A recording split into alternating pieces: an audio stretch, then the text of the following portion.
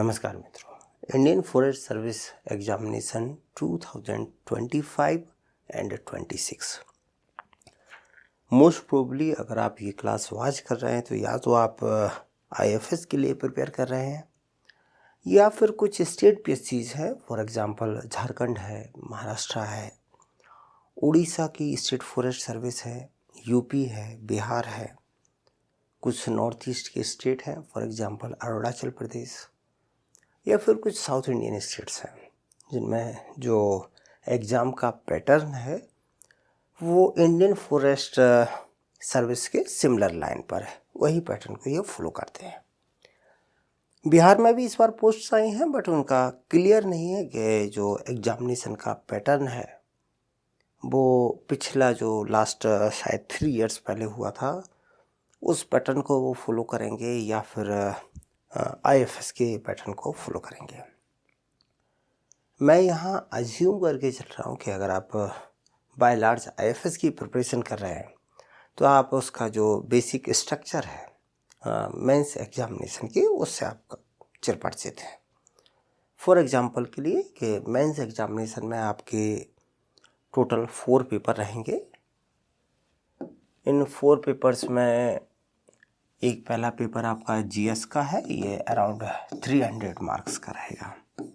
Simple सा paper है। आप ऐसा कर सकते हैं कि उसके लास्ट 10 इयर्स के पेपर, जैसे आजकल चैट जीपीटी जेमिनी थोड़ा इजी कर देते हैं, आप ऐसा कर सकते हैं कि सभी 10 इयर्स के पेपर्स को क्लब करके चैट जीपीटी को दे दीजिए और वहाँ से मैसेज ड्रॉ कर दीजिए कि भाई हमें जो हिस्ट्री के क्वेश्चंस हैं उन्हें एक्सट्रैक्ट कर दीजिए विथ ईयर।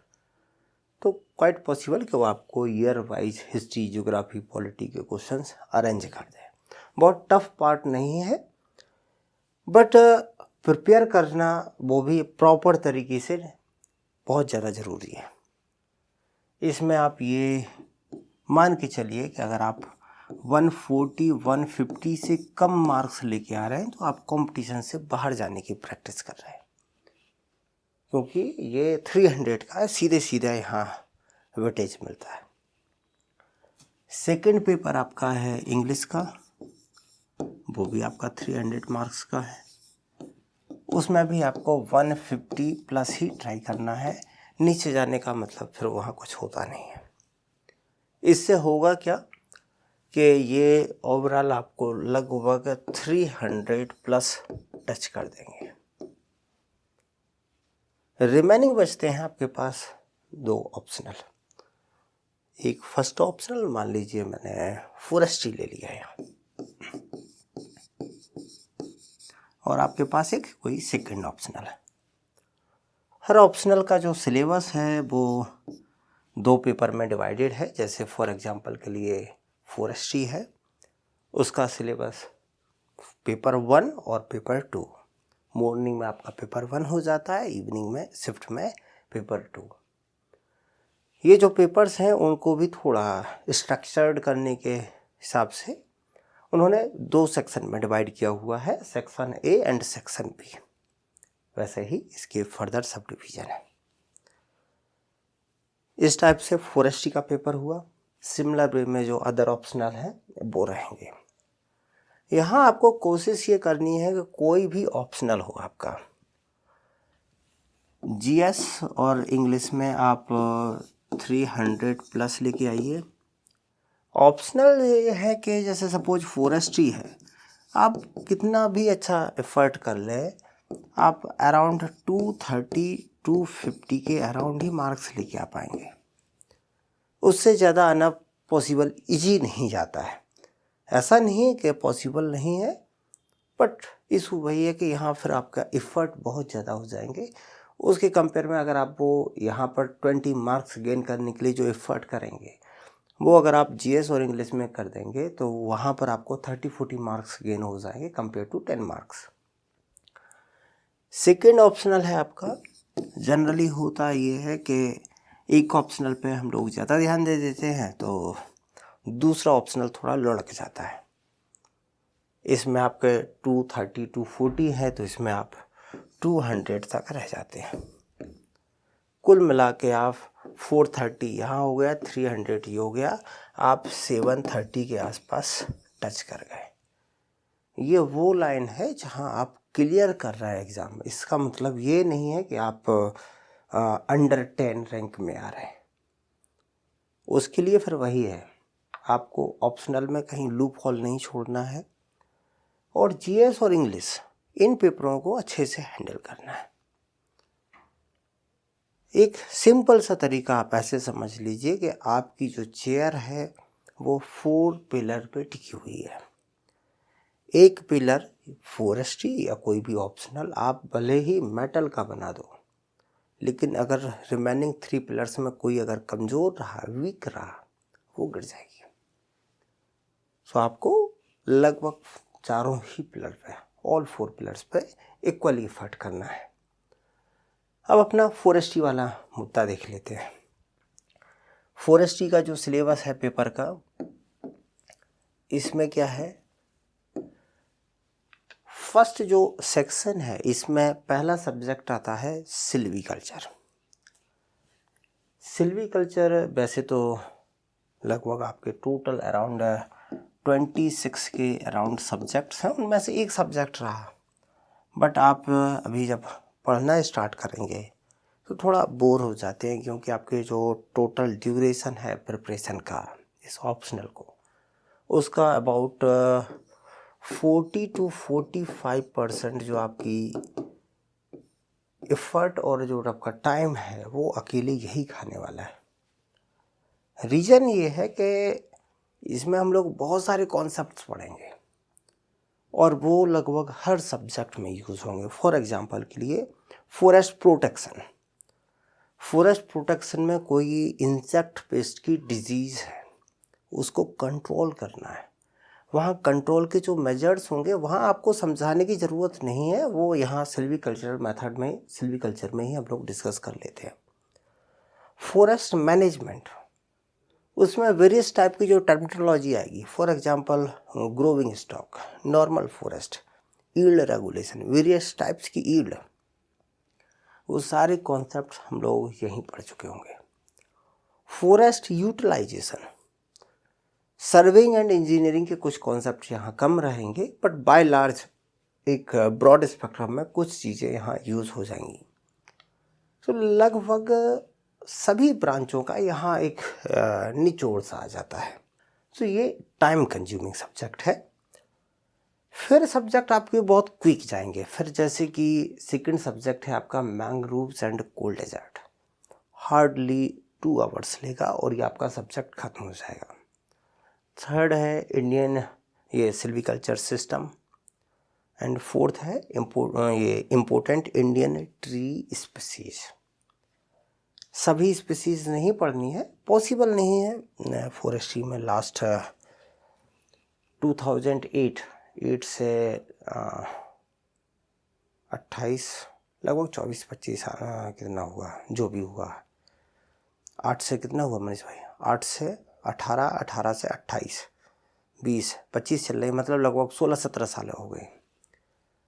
यहाँ जो ट्री स्पीसीज हैं लास्ट 16-17 ईयर्स में, सपोज एग्जांपल के लिए टेक्टोना ग्रैंडिस है, उसकी हम लोग distribution, phenology, natural regeneration, artificial regeneration, जैसा हमें एग्जामिनेशन के लिए रिक्वायर है, काफ़ी लंबे टाइम से पढ़ रहा है, इसके बाद भी वो चीज़ें याद नहीं होती है। तो आप ऐसा समझ लो कि आप तो वही जस्ट एग्जामिनेशन के लिए पढ़ रहे हैं, तो आपके लिए याद रखना संभव भी नहीं है। तो ये चीज़ें क्या है, ट्रिकी है, हमें उस तरीके से नहीं करना होता है जैसे एग्ज़ाम की रिक्वायरमेंट है। बस उन्हें थोड़ा शॉर्ट टर्म में देखना है। एक टाइप से ट्रिकी टाइप से मेथड है, उससे इजली वो क्वेश्चन अपने हैंडल हो जाते हैं। अब हम लोग देख लेते हैं मार्क्स डिस्ट्रीब्यूशन। जैसे क्या है कि पढ़ने में मन लगेगा, अदरवाइज इससे कोई लेना देना है नहीं। वैसे इंडियन फॉरेस्ट सर्विस में लास्ट 10 ईयर में एवरेज देख लो तो 100 का है। वैसे लास्ट टाइम केवल 62 मार्क्स के क्वेश्चन ही सिल्वीकल्चर से पूछे गए थे डायरेक्ट। इनडायरेक्ट क्वेश्चन वहाँ काउंट नहीं होंगे। अदरवाइज 20 में लगभग कभी 148, 110, 96, 20, 80 एक ओवरऑल अगर एवरेज ले लें तो एवरेज अपना ये है कि 100 है। इसका पर्पज़ ये है कि एक थोड़ा मेंटलिटी ये बन जाए कि हमने सिल्वीकल्चर कंप्लीट कर लिया, इसका मतलब 100 मार्क्स का जो है इतना तो हमने कवर कर लिया। जिससे क्या थोड़ा जब आप ग्रेजुअली पढ़ते हैं तो कॉन्फिडेंस बन जाता है कि हाँ हमने लगभग कितना पेपर कवर कर लिया। अगर मैं कल एग्जामिनेशन देने जा रहा हूँ तो कम से कम एटलीस्ट इतने मार्क्स कि मैं क्वेश्चन वहाँ लिख पाऊँगा। ये रहे कुछ लास्ट ईयर के क्वेश्चन, जैसे 24 के क्वेश्चंस हैं। अब क्वेश्चन तो हालांकि आपको अभी हाल फिलहाल में समझ में नहीं आएंगे, ग्रेजुअली जैसे हम लोग टॉपिक्स पढ़ते जाएंगे एक एक करके सारे क्वेश्चन वहाँ आते जाएंगे। 23 के क्वेश्चन है, बस इतना बहुत है, इनफ है। टोटल अभी ये सिल्वीकल्चर कैसे समझें हम, थोड़ा समझना आसान हो जाए तो उसके लिए एक काम कर सकते हैं कि पूरा जो सिल्वीकल्चर का जो कंटेंट है उसे हम कुछ टॉपिक्स में डिवाइड कर लेते हैं। इनिशियल फेज में हम लोग कुछ ऐसे टॉपिक्स रख लेंगे जो थोड़े कॉन्सेप्चुअल बेस्ड हों, इनका प्रैक्टिकल एप्लीकेशन बाद में कर लेंगे। जैसे आपने क्लाइमेट, आपने ज्योग्राफी में पढ़ा है, रेनफॉल, विंड स्पीड है, टेम्परेचर है, क्लाइमेटिक फैक्टर है। ये क्लाइमेटिक फैक्टर अपने फॉरेस्ट या जो हम लोग पढ़ रहे हैं, बायलर तो फॉरेस्ट ही वही है ना कि फॉरेस्ट पेड़ लगाना, जंगल उगाना। तो जो फॉरेस्ट है उसको कैसे इम्पैक्ट करेंगे, कैसे सॉइल मिट्टी से एडाफिक फैक्टर्स हैं, how they impacting our forest vegetation, physiographic और topographic, how mountain distribution, arrangement, slope, aspect, exposure, वो कैसे फॉरेस्ट वेजिटेशन को इम्पैक्ट करेगा, या फिर लोकल के बायोटिक फैक्टर्स, ये कैसे फॉरेस्ट वेजिटेशन को इम्पैक्ट करेंगे। ये सारे फैक्टर्स को हम लोग बोलते हैं लोकलिटी फैक्टर। और कुछ बेसिक टर्मिनोलॉजी इनिशियल फेज में बाय लार्ज देखा जाए तो हम लोग कुछ कॉन्सेप्चुअल जो टर्मिनोलॉजी है उन्हीं को पढ़ते हैं। जंगल उगाना, फॉरेस्ट को ग्रो करना, इन कॉन्सेप्ट या जो अपने कॉन्सेप्ट पढ़े हैं उनको अप्लाई करके वो हम लोग लेटर फेज में पढ़ेंगे। इस टाइप से हम लोग अपना ये टॉपिक है कंप्लीट कर लेते हैं। बोर तो नहीं होगा कि मैंने कुछ ऊट पटांग बोल दिया? ठीक है, ठीक है। अब अपना श्री गणेश कर लेते हैं। सबसे पहले अपना बेसिक समझ में आ जाए जो फॉरेस्ट्री में हम लोग पढ़ने वाले हैं। तो सबसे पहले हम लोग समझेंगे कि फॉरेस्ट क्या है, फिर मुद्दा आएगा हमारे लिए फॉरेस्ट्री का। थर्ड टर्म आएगा सिल्वीकल्चर, जो हम लोगों ने ये सब्जेक्ट उठाया था। नेक्स्ट अपना पिलर रहेगा डिस्कशन के लिए कि आखिर फॉरेस्ट का हमारे लिए वैल्यू क्या है। वैल्यू नहीं होगी तो हम ये माथापच्ची क्यों करेंगे, प्रपंच रचे इसीलिए रहे हैं क्योंकि उसका रोल है अपने लिए। और लास्ट में है कुछ historical backgrounds, means ancient, middle, modern, जो टाइम स्केल है उसके अकॉर्डिंग इसमें वेरियस जो इवेंट्स हुए हैं, हिस्टोरिकल जो इवेंट्स हैं उन्हें थोड़ा देख लेंगे। कई बार क्वेश्चन इस टाइप से आ जाते हैं कि भाई स्टार्टिंग में फॉरेस्ट को मौर्यन टाइम में कैसे मैनेज किया जाता था। और फॉर एग्जांपल के लिए last year in 2024 mains, forest mains, उन्होंने एक क्वेश्चन पूछा कि वर्किंग प्लान में आया था कि हम लोग जो इंडियन फॉरेस्ट जो है वो जो इस टाइप से हम लोग वर्किंग प्लान प्रिपेयर करते हैं, वर्किंग स्कीम वगैरह, वेस्टर्न कंट्रीज कैसे मैनेज करते हैं, या जो ग्लोबल अदर जो डेवलप्ड कंट्रीज हैं वो अपने फॉरेस्ट को कैसे मैनेज करते हैं, वो सारी चीज़ें वहाँ आ जाती हैं। तो यहाँ एक पर्पज़ अपना ये है कि हिस्टोरिकल कंपैरिजन और जो अदर कंट्रीज हैं उनके साथ कंपेयर करके हम लोगों को वो भी पढ़ना है। पहले हम लोग देख लेते हैं फॉरेस्ट क्या है।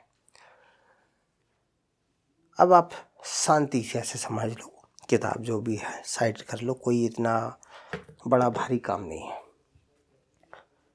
शब्द सुना फॉरेस्ट, अब दिमाग में क्या आता है?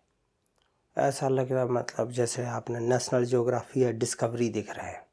बिल्कुल घने जंगल हैं, कोई बीच में जंगली जानवर घूम रहा है, बीच में चिड़ियों के चहकने की आवाज़ें आ रही हैं। बिल्कुल जो कल्पनाएं होती हैं वही है। हम लोग सिंपल वे में वही समझते हैं कि ये फॉरेस्ट है। अब आप उसे लिख लो। कैसे लिखोगे कि फॉरेस्ट मीन्स ऐसा जो अनकल्टिवेटेड लैंड है, मीन्स इस पे कोई आप खेती बाड़ी नहीं करते हो। अनकल्टिवेटेड, जिस पे नेचुरल वेजिटेशन जो है उसने कब्जा कर रखा है, ऑक्यूपाइड बाय। वहाँ पर ऐसा हो सकता है कि डेंस वेजिटेशन हो। एक टर्म यूज किया जाता है फॉरेस्ट्री में, कैनोपी। एक जैसे ये ट्री है, ट्री का ये जो ऊपर का हिस्सा है इसे बोलते हैं क्राउन। आप लिख लीजिए, ग्रेजुअली ये टर्मिनोलॉजी आगे आ जाएगी, फिर भी थोड़ा बहुत लिख सकते हैं आप। एक क्राउन है, यहाँ एक और ट्री है उसका क्राउन है, थर्ड ट्री है उसका क्राउन है। अब ये क्राउन से मिल करके क्या बन रहा है?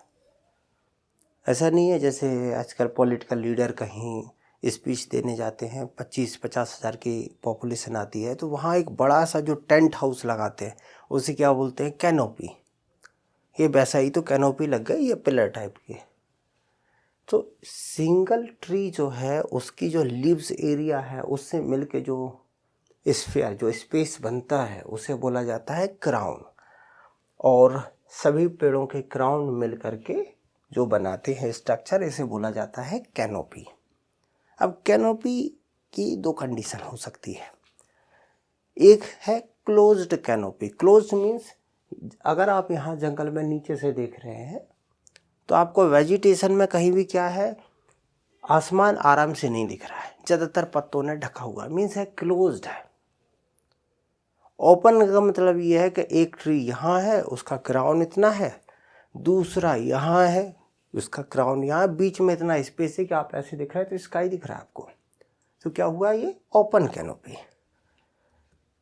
तो फॉरेस्ट क्या है? ऐसा अनकल्टिवेटेड लैंड जिस पे जो नेचुरल वेजिटेशन ने कब्जा कर रहा हुआ है, occupied by natural vegetation. It may have, या तो ये कैनोपी क्लोज्ड हो सकती है या पार्शियली क्लोज्ड हो सकती है। और फिर ये प्रोवाइड क्या कराएगी? जो इसके अंदर वाइल्ड लाइफ है, वाइल्ड लाइफ मीन्स कोई भी एनिमल जो वाइल्ड कंडीशन में है, एनिमल भी हो सकता है और प्लांट्स भी हो सकते हैं, वाइल्ड लाइफ में दोनों इंक्लूडेड है। तो वाइल्ड लाइफ है उसको शेल्टर प्रोवाइड करवा देते हैं। अब थोड़ा ऐसा लगता है कि हाँ, वो जो डिस्कवरी में जो वीडियो से दिखा रहे हैं उसका कुछ कुछ सा एक्सप्लेनेशन अपना चल गया कि अनकल्टिवेटेड लैंड है, वेजिटेशन है जो क्लोज या पार्शली क्लोज्ड है, और शेल्टर प्रोवाइड करवा रहे हैं। अब क्या होता है, एक प्रपंच और रचना पड़ता है इसमें। एक क्वेश्चन आया कि भाई साहब फॉरेस्ट को लीगल भाषा में डिफाइन करिए। अब आप लीगल में कैसे डिफाइन करेंगे? तो ऐसी 2-3 भाषा हैं, तो हम लोग ये बोल सकते हैं कि ये जो हमने डेफिनेशन दी है ये इकोलॉजिकली ठीक है, मीन्स थोड़ा इकोसिस्टम उस टाइप का कुछ एक्सप्लेनेशन है। अब अगर आप मान लीजिए किसी ने कल कोर्ट केस कर दिया, वहाँ पर फॉरेस्ट डिपार्टमेंट की एक ज़मीन थी, मैंने जा कर के वहाँ तंबू गाड़ दिया और खेतीबाड़ी करना शुरू कर दिया। फॉरेस्ट डिपार्टमेंट कोर्ट में केस ठोक दे कि माई बाप इन्होंने तो हमारे फॉरेस्ट एरिया पे कब्जा कर लिया है। मैं तो ये बोलूँगा, कहाँ है फॉरेस्ट? आप डेफिनेशन तो आपकी यही बोल रही ना, अनकल्टिवेटेड लैंड, हमने खेतीबाड़ी कर दी। यहाँ पर वेजिटेशन है ही नहीं, खाली एरिया पड़ा था चंबल का, वहाँ पर तो ये आपकी क्लोज, पार्शली क्लोज कुछ है ही नहीं, बैरन एरिया था। तो ऐसा थोड़ी कि फॉरेस्ट हो गया, वो तो है ही नहीं। तो वहाँ पर कानून में, लीगल में ये सारी चीज़ें नहीं चलती हैं। वहाँ सिंपल सा फंडा है, गवर्नमेंट के किसी भी रिकॉर्ड में, गवर्नमेंट कोई भी हो सकती है, सेंटर गवर्नमेंट, स्टेट गवर्नमेंट या लोकल बॉडी, वो भी तो गवर्नमेंट का ही हिस्सा है। अगर उनके रिकॉर्ड में कोई area as a forest notify है, वहाँ लिख दिया गया है कि ये एरिया फॉरेस्ट है, फिर चाहे वहाँ पर एक घास का पौधा ना हो गया लेकिन वो फॉरेस्ट है, मीन्स फॉरेस्ट है। Forest in any land area that has been declared as a forest under any law, चाहे वो सेंटर हो, स्टेट हो, लोकल लॉ हो, इवन ट्राइबल कोई काउंसिल है, वो भी एक एडमिनिस्ट्रेटिव का अपना कानूनी हिस्सा है, क्योंकि 5th और 6th शेड्यूल में है। तो वो भी अगर किसी को डिक्लेयर कर देते हैं कि ये फॉरेस्ट है, वेजिटेशन हो या ना हो, वो भी फॉरेस्ट है। हम लोग बोल सकते हैं कि एक टाइप से लीगल डेफिनेशन है इसका फॉरेस्ट की। वो जो हम लोग नेशनल जियोग्राफी वाली बात करते हैं उससे कुछ मिलता जुलता नहीं है। एक और है ऐसा ही प्रपंच, टेक्निकल डेफिनेशन। इसकी थोड़ी हिस्टोरिकल बैकग्राउंड है, आखिर ये फॉरेस्ट जो टर्म है वो आया कैसे, समझाने का यहाँ जो भी मैं समझा रहा हूँ आपको, इस सब को बताने का एक रीज़न ये है कि आपकी कॉन्सेप्ट क्लैरिटी रहे। सेकंड मुद्दा एक और है कि जब आप इंटरव्यू में जाएं और वहाँ जब आपसे कुछ ऊट पटांग पूछ लें तो आप वहाँ चीज़ें इजीली हैंडल कर पाएँ। फॉरेस्ट शब्द का लैटिन भाषा, जैसे हम लोग अपने यहाँ कुछ भी शब्द होता है उसका संस्कृत से ड्राइव्ड है कि ये शब्द संस्कृत भाषा से उत्पन्न है और संस्कृत में इसका अर्थ ये होता है। अब भाई इंग्लिश है तो सबके सब लैटिन ग्रीक खेलेंगे। लैटिन में 2 टर्म है, एक है फोरेस और दूसरा है सिल्वा। होता क्या है, आप ऐसे ले सकते हैं, यूरोप की कंडीशन ले सकते हैं। यूरोप में कौन सा एंशिएंट ख़त्म हो रहा है, मिडिवल पीरियड उनका स्टार्ट हो रहा है, वो फेज। हम लोग जैसे पुरानी मूवी वगैरह देखते हैं तो उसमें क्या देख रहे हैं कि एक राजा है जो उनका कौन सा सिस्टम चलता है, फोर्ट वाला, जो छोटे छोटे स्मॉल फोर्ट से बना देते हैं ना, भूल गया, मुझे भी याद नहीं आ रहा। उसमें क्या है कि एक छोटा सा राजा हुआ, उसने अपना यहाँ पर एक कैसल बना लिया और ये ज़मीन उसके अंडर है। अब ज़मीन पर लगान लेगा उतना, जिसकी जितनी ज़्यादा लगान उतना भाई उसकी इनकम, वो उतना ज़्यादा ताकतवर। तो सीधी सी बात है कि ये कहीं छोड़ेगा नहीं, ये कोशिश करेगा कि जितना इसके पास स्पेस है सारे स्पेस में ये कल्टीवेशन करे, क्योंकि ये फेज ही वो है, मिडवल स्टार्टिंग मिडवल का जो है और एंशिएंट जो है उसका एंडिंग वाला फेज है। अब ऐसे केस में क्या है कि जो भी प्लान एरिया है सारे में कल्टीवेशन हो रहा है। अब ये सोसाइटी भाई, भले ही तुम वीट कुछ भी फूड क्रॉप उगा लोगे, पकाओगे कैसे? पकाने के लिए फ्यूल तो चाहिए। अब फ्यूल कहाँ से आएगा भाई? पेड़ चाहिए, तुमने काट डाले। तो क्या करोगे कि जो आपकी विलेज है या जो इनकी छोटा सा एरिया बना इनके, उसके सराउंडिंग में इन्होंने जो ये एरिया कौन सा छूटेगा जनरली, ये वो एरिया छूटेगा जिसमें ये कल्टीवेशन नहीं कर सकते, स्टोनी एरिया है, इसलिए वो बच गया। ये आगे क्यों नहीं कर सकते? क्योंकि भाई यहाँ पर कोई दूसरा राजा होगा छोटा वाला, वो उधर से एक्सपेंड कर रहा है, ये इधर से एक्सपेंड कर रहा है। लास्ट में कुछ ऐसे एरिया बच जाएंगे जो स्टोनी रॉकी एरिया है, स्लोपी एरिया है, जिसमें ये खेतीबाड़ी नहीं कर पा रहे। तो इन्होंने क्या किया, एक काम करते हैं, इस एरिया को भी क्यों छोड़े, उसमें हम लोग कुछ ट्री लगा देते हैं। क्यों? क्योंकि इन्हें हम लोग हार्वेस्ट करके भाई यहाँ फूड क्रॉप तो प्रोड्यूस कर लेंगे, लेकिन रोटी जो ब्रेड पेट पलेगा वो सेकेंगे किस पर? फ्यूल कहाँ से आएगा? गैस सप्लाई थोड़ी है इनके पास। तो वो जो इस एरिया में जो वुड उगाते थे वो यहाँ सप्लाई का काम इनका हो जाता था। यहाँ से इनकी जो टर्म है वो निकला है। Forest means an area set aside, जिसे जो मेन प्रोडक्शन एरिया था उससे सेपरेट रखा गया, set aside for the production of timber and other forest produce to get indirect benefit. कुल मिला के ये है कि फॉरेस्ट का मतलब है वैसे लैटिन शब्द जो फॉरेस्ट है उसका मतलब क्या है, फॉरेस्ट जो है outside of village boundary means है, फॉरेस्ट मीन्स वो एक एरिया जिसे आपने प्रोडक्शन से साइड सेट असाइड एरिया किया हुआ है, जिसमें आप ट्री क्रॉप ग्रो करते हैं। पर्पज़ क्या है, चाहे तो आप वहाँ से टिम्बर ले रहे हैं या फॉरेस्ट बेस्ड कोई माइनर फॉरेस्ट प्रोड्यूस ले रहे हैं, या फिर वहाँ वाइल्ड लाइफ है जो हमें कॉन्फ्लिक्ट क्रिएट कर रही थी, उनको शेल्टर प्रोवाइड करना है, कुछ भी पर्पज़ हो, लेकिन इस पर्पज़ से आपने वहाँ पर कुछ वुड ग्रो कर दी है, उसे हम लोग बोलते हैं फॉरेस्ट। सेकेंड लैटिन टर्म है सिल्वा। एक शब्द है फॉरेस्ट, सेकेंड शब्द है सिल्वा, उसका मतलब भी सेम है, वुड या फॉरेस्ट। सो यूरोपियंस के लिए फॉरेस्ट मीन्स ऐसा एरिया जिस पर आपने आर्टिफिशियली प्लांटेशन किया हुआ है। अब यूरोप में वो चीज़ें नहीं बची, तो वो वही एरिया उनकी समझ में थी। जब ये अपने यहाँ आए तो अपने यहाँ इन्हें दो शब्द मिले, एक है वन, सेकंड है जंगल। राम वन गमन।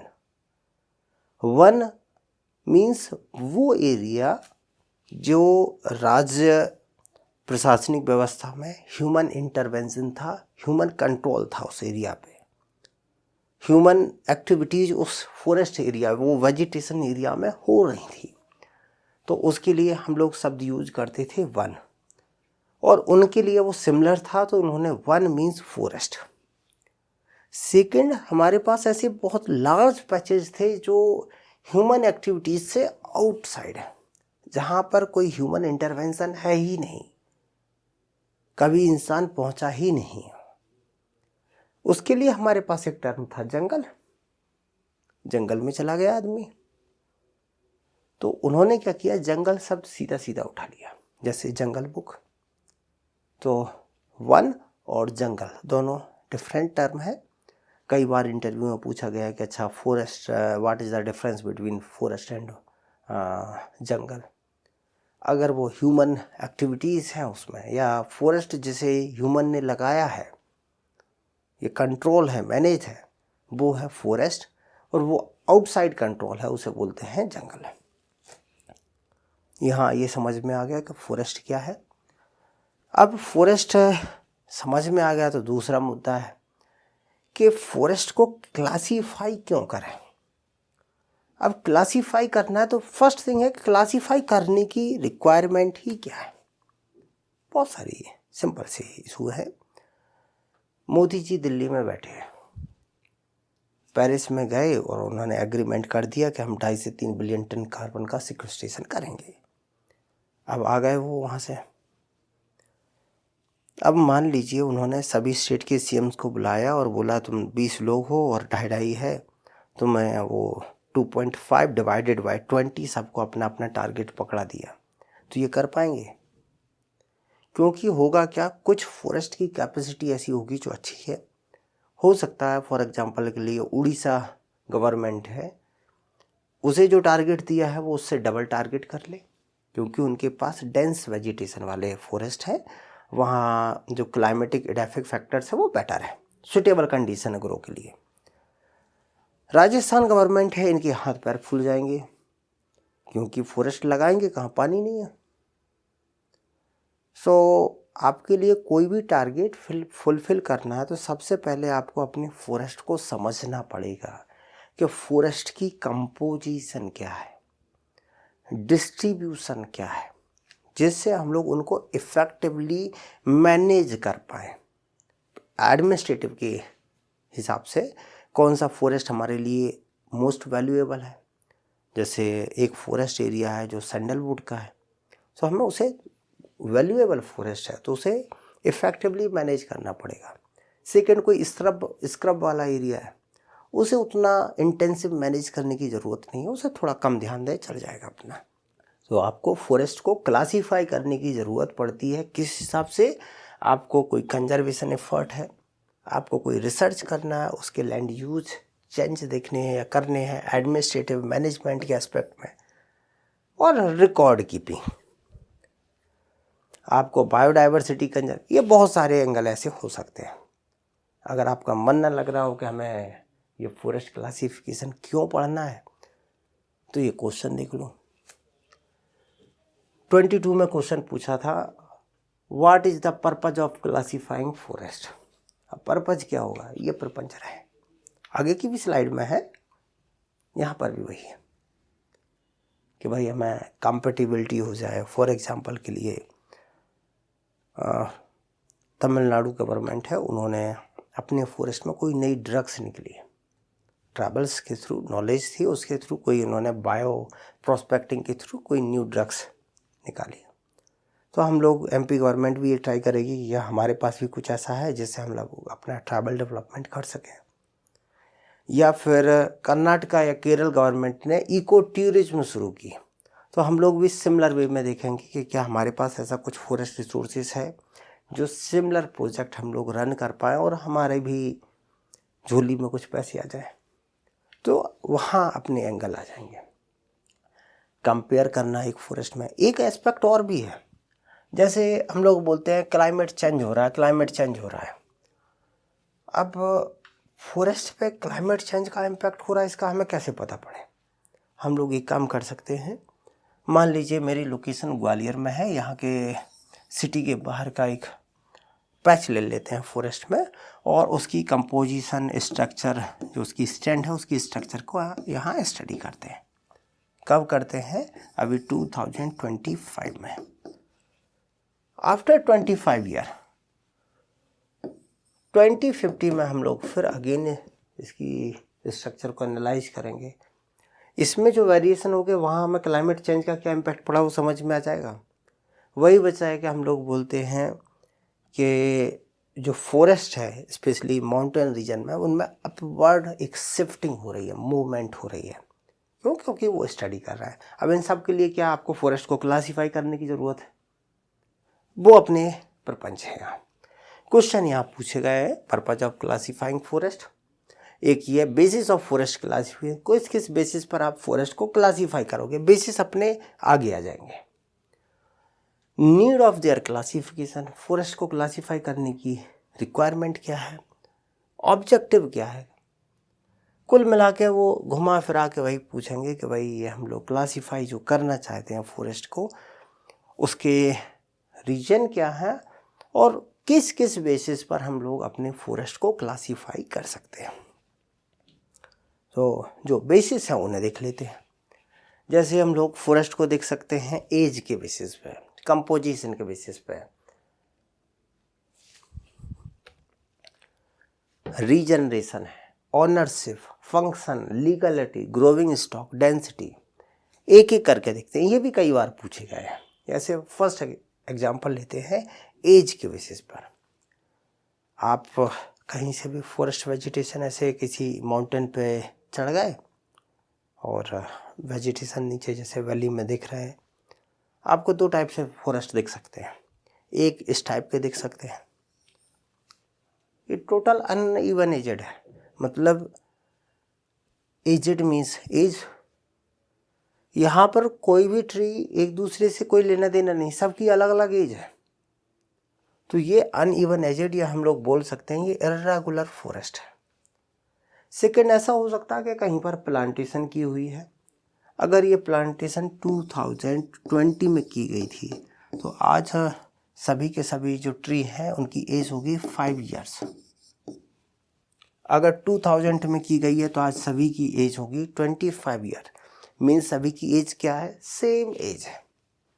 तो इन्हें क्या बोलेंगे, इवन एजेड फॉरेस्ट या रेगुलर फॉरेस्ट। और इसका काउंटर क्या है, इर्रेगुलर या अनइवन एजेड फॉरेस्ट। यहाँ एक इशू और हो सकता है, यहाँ हम लोग जो क्लासीफाई कर रहे हैं उसका बाय लार्ज जो अपना देखने का नज़रिया है वो है एज, उम्र, कंपोजिशन नहीं। मीन्स यहाँ ऐसा भी हो सकता है कि सभी के सभी पेड़ ट्री एक ही स्पीसीज के बने हो। एग्जाम्पल के लिए अगर आप बोरियल फॉरेस्ट में चले जाएं या माउंटेन में अपर साइड चले जाएं, ग्रेट हिमालय रीजन में, वहाँ पर पता पड़े कि पूरा जो वैली है उसमें रोडोडेंड्रॉन ही है अकेला। तो यहाँ हम लोग कंपोजिशन नहीं देख रहे, अपना पर्पज है एज, केवल एक एस्पेक्ट देखने का। इसमें भी वही के सभी सेम स्पीसीज हों जरूरी नहीं है, बट सभी की एज सेम है। अब फॉरेस्ट के केस में एक कंडीशन और चलती है, जैसे आप कहीं एक ऊँट का जो है ऊँटों का ग्रुप जा रहा था, 5000 ऊँट है उसमें, ऐसा पूरा एक हर्ड है ऊँटों का जा रहा है कैमल का, उसमें 20 गाय है। तो आप क्या ये बोलोगे कि हर्ड जो है वो मिक्स है, या ये बोलोगे कि ऊँटों का हर्ड है? होता क्या है कि जब चीज़ों को ब्रॉड स्पेक्ट्रम में लेते हैं तो जो छोटे मोटे वेरिएशन होते हैं उन्हें हम लोग इग्नोर कर देते हैं, क्योंकि सभी को लेके चलना पॉसिबल नहीं है। तो इस केस में करते क्या है कि इन केस सपोज जो एज है, अगर कोई प्लांटेशन है उसकी एज 100 हम लोग एक स्टैंडर्ड ले लें, तो लगभग 20-20% का जो वेरिएशन है उसे हम लोग इग्नोर कर देते हैं। जैसे फॉर एग्जांपल के लिए ये पेड़ जो है, इसमें मेजॉरिटी पेड़ जो है उनकी एज है 100 ईयर। तो कुछ पेड़ ऐसे हो सकते हैं जो 90 के हों, कुछ 80 के हों, कुछ यहाँ 120 तक के हों। इस स्लेट के जो स्लैब में जो पेड़ है उन सबको हम लोग यही मान के चलते हैं ये 100 के हैं। मीन्स थोड़ा बहुत वेरिएशन हम लोग कंसीडर करते हैं, जिससे हमें सिर दर्द ना हो, क्योंकि आगे हम लोग जब सिल्वीकल्चर सिस्टम पढ़ेंगे, कटाई छटाई करनी है, तो ऐसा थोड़ी कि बोला पेड़ है, बोला 40 साल का हो काटना है, एक पेड़ 2 साल बाद लगाया गया था वो 38 का, तो उसे छोड़ थोड़ी देंगे, सबके साथ उसे भी काटेंगे। तो वो हम लोग लगभग 25% तक जो है वेरिएशन है वो हम लोग कंसीडर करके चलते हैं यहाँ पर इन एज में। सेकेंड मोड है क्लासिफिकेशन का फॉरेस्ट को, कि जो फॉरेस्ट वेजिटेशन है आपकी वो बाय सीड के थ्रू ग्रो की गई है, या फिर कभी कोई पार्ट है वो ब्रेक हुआ और वहाँ से न्यू ये सूट ग्रो हुए। आपने कई बार देखा होगा जो ट्रीज है, कई बार साइक्लोन आया, तेज हवा चली और वो क्या करते हैं, ट्री को यहाँ से क्या कर दिया, स्नैप कर दिया, कट कर दिया उसे, ये पार्ट गिर गया, ये जो नीचे ये पार्ट बचा रह गया, इसके लिए हम लोग एक टर्म यूज़ करते हैं स्टम्प। लिख लीजिए इसे, ग्रेजुअली क्या होगा, ये टर्मिनोलॉजी आपके लिए थोड़ा इजी हो जाएगी लास्ट तक पहुँचते पहुँचते। ये स्टम्प रह गया, कई बार इसके लिए हम लोग एक टर्म यूज़ और करते हैं स्टूल।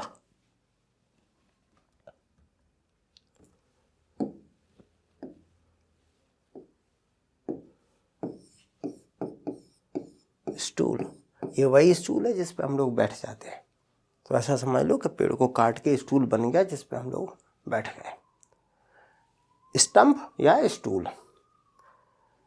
ट्री था, साइक्लोन आया, उसने वहाँ पर ब्रेक कर दिया, ये स्टूल रह गया। कुछ टाइम बाद आपने देखा होगा कि उससे बहुत सारे न्यू सूट निकल आए। ये जो सूट्स निकलते हैं इन्हें बोलते हैं कोपाइस। आगे हम लोग डिटेल में पढ़ेंगे, बस इतना याद रखो कि हाँ कोपाइस ऐसा कुछ बवाल होता है, ये है, इन्हें कोपाइस बोलते हैं। और ये जो नीचे ठूट रह जाता है, लोकल में हम लोग ठूट टर्म यूज़ करते हैं, यहाँ इसे स्टंप बोलते हैं, क्योंकि ये कोपाइस है। जब यहाँ पर इनका फर्दर सब डिवीज़न होगा, जब आगे पढ़ेंगे हम लोग, शायद आपका 13 या 14 चैप्टर है, तो वहाँ पर इन्हें हम लोग बोलेंगे स्टूल कोपाइस, इसलिए मैंने बोला इसे स्टूल भी बोलते हैं, बट वो आगे आता रहेगा। अभी आप बस इतना टर्म याद रखोगे, कोपाइस और स्टंप। अगर कोई वेजिटेशन है वो बाय सीड ग्रो की गई है, तो इसे बोलते हैं सीडलिंग फॉरेस्ट, क्योंकि वो सीड से ग्रो करने के लगी है। इसको हाई फॉरेस्ट भी बोला जाता है। ऐसा क्यों? आप इसे ऐसे समझ सकते हैं, सॉइल है, वहाँ पर मैंने एक सीड लगा दिया, सीड ग्रो करेगा तो क्या होगा, ऊपर इसका सूट ग्रो करेगा, यहाँ नीचे रेडिकल से रूट, इसमें रूट का पोर्शन है, रूट काफ़ी डेप्थ में जाएगी, ज़्यादा डेप्थ में जाएगी तो क्या होगा, बहुत ज़्यादा हाइट तक का ट्री जो है वो ग्रो हो जाएगा, हाइट पकड़ लेगा वो इजी। अगर सपोज कोई प्लांट है, ट्री है, वो पहले हाई सीड से रहा हो, अगर वो स्निपिंग हो गई उसकी, यहाँ से स्टंप था, यहाँ से वो निकल के उसने सूट बनाया, इसके साथ दिक्कत क्या है कि ये एक हाइट से ज़्यादा ग्रो नहीं कर सकता। रीजन क्या है कि जब तक वो ग्रो करेगा तब तक यहाँ से इन्फेक्शन फैल जाता है और वो बर्बाद हो जाता है। एक तो ये रीजन हो सकता है। सेकंड क्या है कि इसका जो जॉइंट है वो बहुत ज़्यादा स्ट्रॉन्ग नहीं होता है, क्योंकि इसके जो फाइबर्स हैं, रेसे, पूरा लोड तो फाइबर्स ही होल्ड करते हैं, फाइबर्स का कनेक्शन प्रॉपर नहीं होता है। तो जैसे ही थोड़ा बहुत भी स्ट्रॉन्ग विंड लगी, हवा का थोड़ा तेज झोंका आया और ये लौट जाते हैं। तो इसलिए हम लोग बोलते हैं इन्हें लो फॉरेस्ट या कोपाइस फॉरेस्ट, और इसे बोलते हैं हाई फॉरेस्ट या seedling forest on the basis of regeneration. Forest can be classified in two types, high forest and coppice forest. Sometime कुछ एग्जाम्स में आपसे इनका जो डिफरेंस है वो भी पूछा गया है कि भाई differentiate between high forest and coppice forest. Short notes लिखिए, कुछ भी लिखिए। अब डिफरेंस आप कैसे करेंगे? एक तरीका ये है कि एक साइड आप हाई फॉरेस्ट क्या होता है, जस्ट सिंपल वे में उसको आप एक्सप्लेन कर दीजिए और नीचे फिगर बना दीजिए। कोपाइस फॉरेस्ट क्या है और यहाँ फिगर बना दीजिए, ये किया जा सकता है। फिर एक दो नीचे एग्जाम्पल लिख दो, जैसे ये हम लोग जनरली सेलेक्स प्लांटेशन में करते हैं। अभी आगे आ जाएगा, ये पूरा हैगा तो बड़बड़ाने की ज़रूरत नहीं है, ग्रेजुअली चीज़ें ये आ जाएंगी। रीजनरेशन मेथड भाई सीड से है, ये स्टंप से है, कोपाइस से है या रूट स्प्राउट है। ट्री की स्ट्रक्चर, यहाँ पर बड़ा पेड़ होगा, सिंगल स्टेम ट्री होगा, यहाँ पर एक ही स्टेम से बहुत सारे निकलेंगे स्प्राउट, तो यहाँ पर मल्टी स्टेम होंगे, एक ही रूट स्टॉक से। एज के बेसिस पे बोल सकते हैं, जनरली यहाँ पर सभी के सभी इवन एजेड होंगे या अनइवन एजेड भी हो सकते हैं, दोनों ही हो सकते हैं। सीड है, सपोज एक एरिया था, इस साल आए सीड, वो ग्रो कर गए। नेक्स्ट ईयर कौन सी, यहाँ पर ट्रम्प ने बॉर्डर लाइन बना दी, नेक्स्ट ईयर नहीं आएंगे, वो फिर आएंगे, फिर वेजिटेशन आएगी। तो यहाँ मिक्स भी हो सकते हैं, लेकिन यहाँ पर क्या है, जितने भी कोपाइस है उससे निकल रहा है बाय लार्ज सभी वो फर्स्ट और सेकेंड ईयर, एक दो साल में ही सभी निकल आते हैं। तो यहाँ जनरली हम लोग इसे इवन एजेड स्टैंड मान के चलते हैं। रोटेशन पीरियड लॉन्ग होगा, शॉर्ट होगा। अब मैं यहाँ रोटेशन टर्म को थोड़ा एक्सप्लेन कर देता हूँ, जिससे आगे अपनी चीज़ें थोड़ी स्मूथ हो जाए। बकाया का यहाँ कोई ज़्यादा मतलब नहीं है। रोटेशन में क्या है, जैसे मेरे पास ये एक ज़मीन का टुकड़ा है, मैंने यहाँ पर एक क्रॉप लगाई, क्रॉप ग्रो करी, बढ़ी, लास्ट में मैच्योरिटी पे पहुँची, हार्वेस्ट कर ली। फिर मैंने सेकंड क्रॉप लगाई, वो पहुँची यहाँ, हार्वेस्ट कर ली। ये मान लीजिए 1 जनवरी है, मीन्स फिर मैंने यहाँ पर एक क्रॉप लगाई। वो रोटेशन का मीन्स कि जहाँ से मैं स्टार्ट हुआ वहीं पर एंड वापस हो गए, जैसे हम लोग क्रॉप रोटेशन पढ़ते हैं। ट्री के कंडीशन में क्या है, मान लीजिए कोई आपके पास प्लेन एरिया था, खाली एरिया था, आपने वहाँ आज एक पेड़ लगाया, मीन्स आपकी शुरुआत जो है, स्टार्टिंग है वो 0 से हुई। ये ट्री लगा, ग्रो करता रहा, बढ़ता रहा, बढ़ता रहा। एक टाइम आएगा आपके लगाने का कोई पर्पज होगा।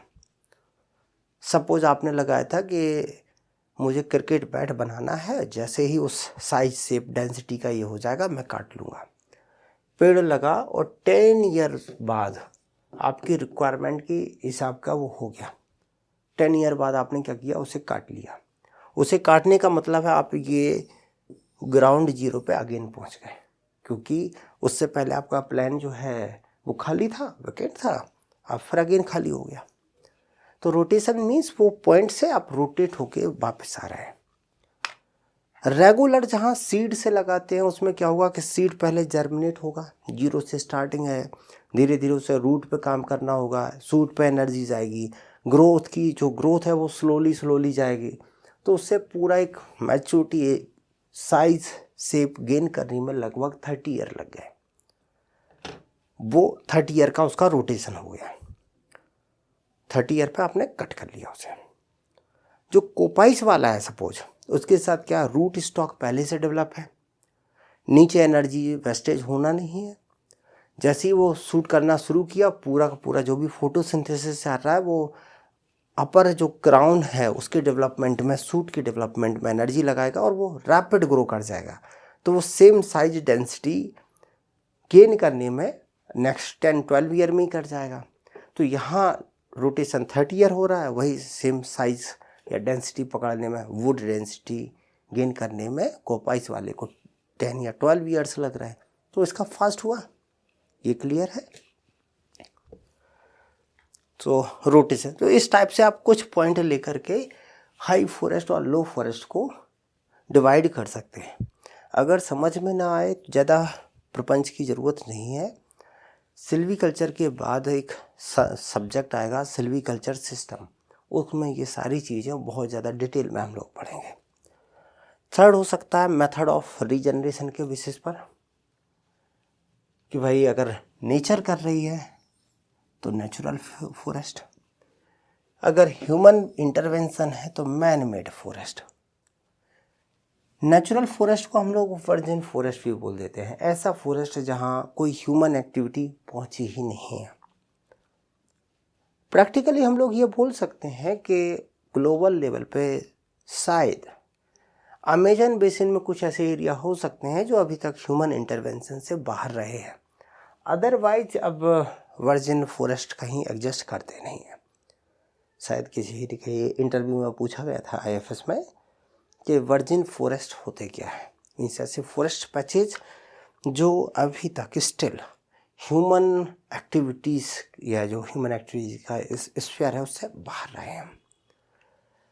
कंपोजिशन के बेसिस पे वही है, प्योर फॉरेस्ट मीन्स जो किसी एक सिंगल स्पीसीज से मिलकर बने हुए हैं, मिक्स्ड फॉरेस्ट जिसमें बहुत सारी स्पीसीज। अब यहाँ पर फिर वही प्योर मिक्स में जैसे इवन एजेड और अनइवन एजेड में था, एक एज के सभी प्लांट हैं या डिफरेंट एज के, वैसे ही प्योर में भी हम लोग लगभग 80% का क्राइटेरिया लेके चलते हैं। हालांकि ये क्राइटेरिया अलग अलग स्पीसीज में कई बार अलग अलग है, जैसे साल के केस में और टीक के केस में शायद 60-70% का वो रहता है कि अगर टीक फॉरेस्ट है, अगर वहाँ पर 100 प्लांट्स हैं एक पैच में, 100 प्लांट्स हैं और अगर उसमें 70 ट्री टीक के हैं, 30 अदर स्पीसीज है, तब भी हम लोग यही बोलेंगे कि ये टीक प्योर टीक फॉरेस्ट है। तो ऐसा वेरिएशन एक लेके चलते हैं। बाय लार्ज आप ध्यान रखिए कि मिक्स फॉरेस्ट और प्योर फॉरेस्ट। नेक्स्ट फॉरेस्ट का डिवीजन हो सकता है ओनरशिप के बेसिस पर, इसके माई बाप कौन है। अपने यहाँ बाय लार्ज जो फॉरेस्ट है वो गवर्नमेंट ओन्ड फॉरेस्ट है, अबाउट 96% फॉरेस्ट जो है वो सरकारी वन है जिसके लिए आप सर्विस में जा रहे हैं। कुछ फॉरेस्ट ऐसे हैं जो कम्युनल फॉरेस्ट बोलते हैं, जिसकी ओनरशिप कम्युनिटी के पास है, जो 5th-6th शेड्यूल की कम्युनिटी है। जैसे नॉर्थ ईस्ट में आपने वो कोल रेट माइनिंग का पढ़ा होगा, वहाँ पर फॉरेस्ट में क्या है मेघालय में कि वो कम्युनिटी डिस्ट्रिक्ट है, कोई एक पर्टिकुलर कम्युनिटी का डिस्ट्रिक्ट है, उसकी डिस्ट्रिक्ट काउंसिल है, वही पूरा मैनेज कर रही है। तो एक टाइप से उसकी ओनरशिप किसके पास है, किसी कम्युनिटी के ऊपर, तो हम लोग बोल सकते हैं कम्युनल फॉरेस्ट। इसका अब एक डायमेंशन और आ गया है 2002 के बाद, हम लोग आगे की स्लाइड में उसे भी डिस्कस कर लेंगे। ऐसा हो सकता है थर्ड कि प्राइवेट फॉरेस्ट हो, जैसे कोई इंडस्ट्री है उसने अपने आसपास लगा दी।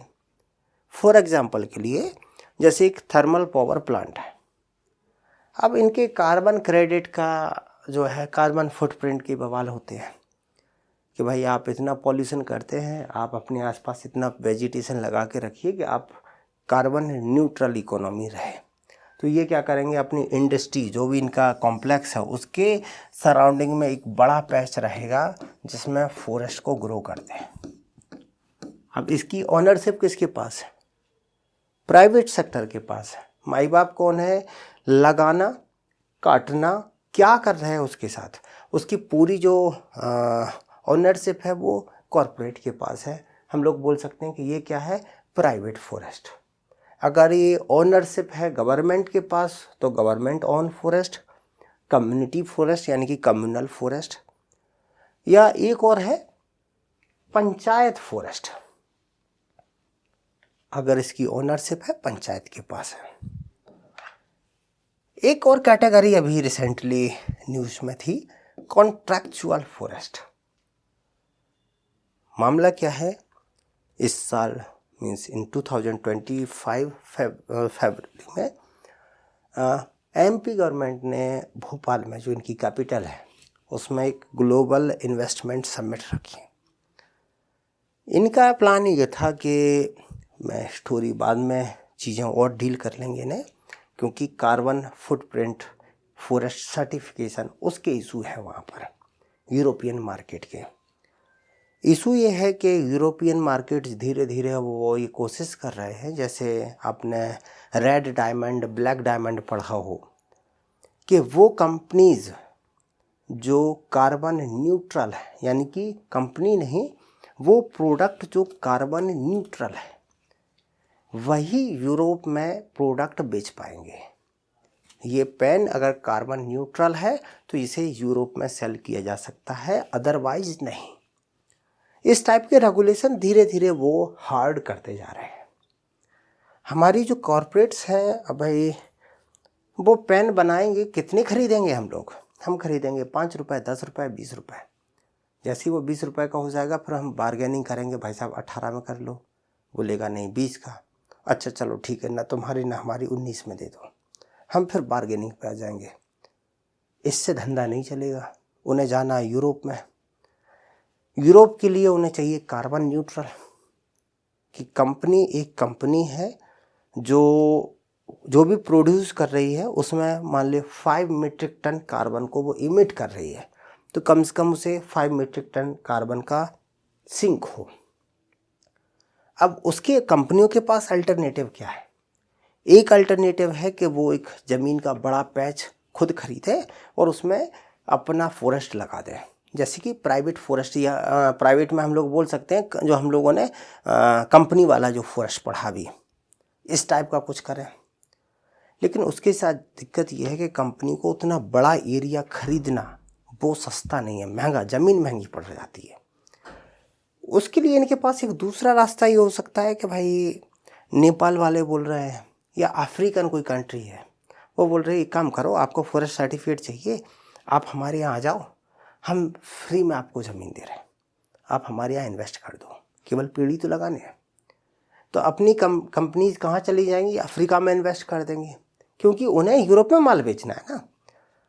एक अल्टरनेटिव ये हो सकता है जो एमपी गवर्नमेंट ने किया, कि हमारे पास रिसोर्सेस उतने हैं नहीं कि हम अपने फॉरेस्ट को, जो टारगेट है, जैसे एमपी गवर्नमेंट का टारगेट है कि कुछ जैसे 2047 में एक एवरेज कि कम से कम हम अपने टोटल जियोग्राफिकल एरिया का 1/3 फॉरेस्ट के अंडर कवर कर लें।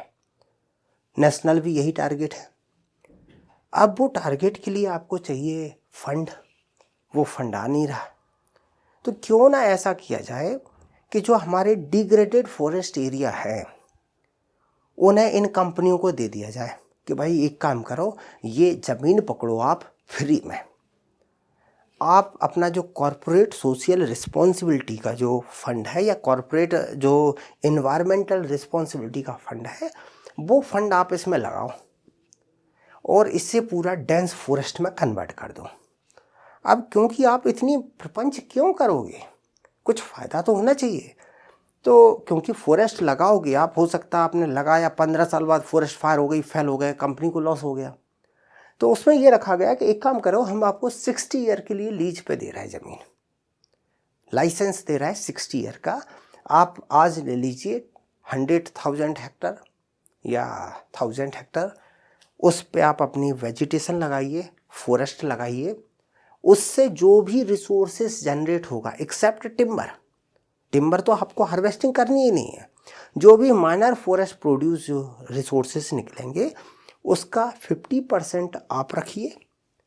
क्यों? क्योंकि कंपनी को जो स्टाफ है, लेबर है, वो भी तो लगानी है, तो उसका खर्चा निकल सके।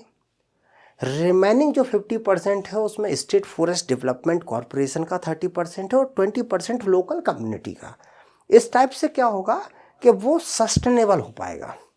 और कंपनी क्यों ऐसे प्रपंच में पड़े, उसके लिए क्या होगा, फॉरेस्ट सर्टिफिकेट, जो कार्बन सर्टिफिकेट है उसमें यह बोल दिया गया कि ठीक है भाई, आप ऐसा करेंगे तो जो कार्बन क्रेडिट आप जनरेट करेंगे उसमें 90% कार्बन क्रेडिट तुम रखो, 10% हमें दे दो।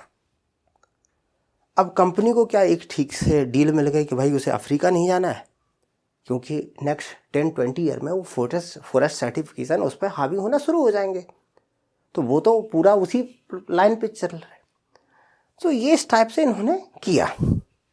ये यहाँ लिखा हुआ है corporate social responsibility, corporate environmental responsibility, और कुछ है जो NGOs फंड है उन्हें भी आप लगा सकते हैं। ये ज़मीन दे रहा है 6 ईयर के लिए, वो बकाया की चीज़ें हैं, थोड़ा बहुत डिटेल में नोट्स में और यहाँ पढ़ लेना।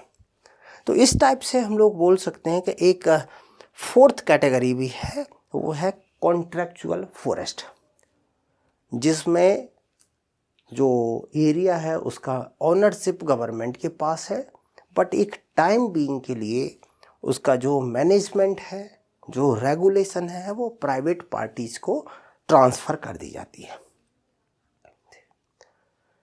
नेक्स्ट बेसिस हो सकता है क्लासिफिकेशन का कि फंक्शन या ऑब्जेक्टिव क्या है हमारा मैनेज करने का, हम फॉरेस्ट क्यों मैनेज करना चाहते हैं।